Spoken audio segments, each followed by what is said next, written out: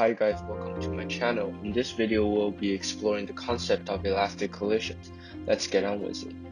In general, an elastic collision means a short duration interaction between two or more bodies, simultaneously causing change in motion of each bodies. Bodies will separate after the collision. Both kinetic energy and momentum are conserved. We can also represent these characteristics of elastic collision using the momentum and energy formulas. Now, after grasping the fundamentals of elastic collision, we can go over two general circumstances that can occur in an elastic collision. Note that all circumstances will be in one-dimensional and with two bodies. First, consider two bodies with equal mass. A is moving at constant velocity v and B is at rest. As the two bodies collide, the momentum and kinetic energy of both bodies swap. After the collision, body B will have velocity v and move in the same direction as A, and A is brought to rest. We can use the conservation of kinetic energy and momentum to explain this situation. First, substituting relevant variables before the collision, we can see the initial kinetic energy and momentum of body B is 0. Then, substituting the relevant variables after the collision, body B now has the initial kinetic energy and momentum of body A. In our second case, consider two bodies A and B with equal mass. A and B are both moving with the same speed but opposite direction. As the two collide, each body switches momentum and kinetic energy. Body A now moves with the same speed but in opposite direction as it did before the collision. The same pattern also applies to body B. We can also use the conservation of momentum and kinetic energy to explain this situation.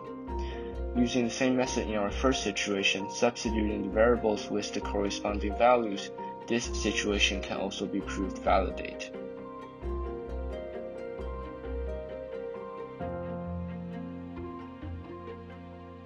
However, the mass and velocity of the bodies can also vary, so is there a generalized formula for all conditions of elastic collisions? The key to derive this is using the conservation of kinetic energy and momentum. Consider an elastic collision between two bodies with mass ma and mb, moving at velocity vai and vbi, and have a final velocity of vaf and vbf. First, we will start from the conservation of energy. Get rid of all the 1/2s and rearrange the equation so that terms with the same mass stays on one side. Then respectively extract m1 and m2 on each side of the equation. Using the formula of square differences, we arrange the terms with squares on each side and we will call this equation 1. Now, we'll get on with the conservation of momentum. Rearrange the equation to make sure terms with the same mass stays on one side. Then extract m1 and m2 on each side and we will call this equation 2. Now, surprisingly, we find the terms in equation 2 coincides with many terms in equation 1, so we can divide the first equation by the second.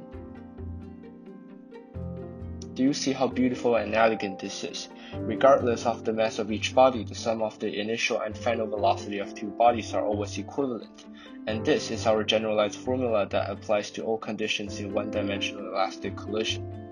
Now, let's use what we just derived to solve a problem.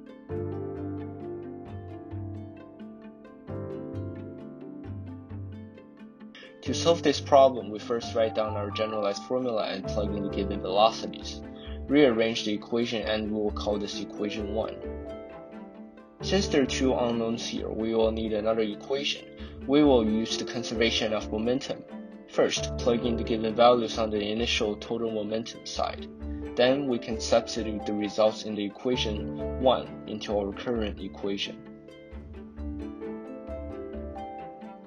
Now, we're only left with one unknown.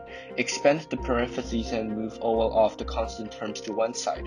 Rearranging the equation, we have found the final velocity of one body.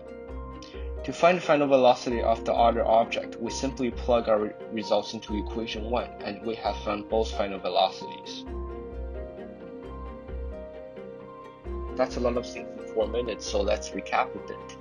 Elastic collision refers to the collision where objects separate after the collision. Both momentum and kinetic energy is conserved in elastic collision. The generalized formula for elastic collision is the equivalent relationship between the sum of the initial and final velocity of each object. That's the end of the video, and don't forget to leave comments and press the subscribe button.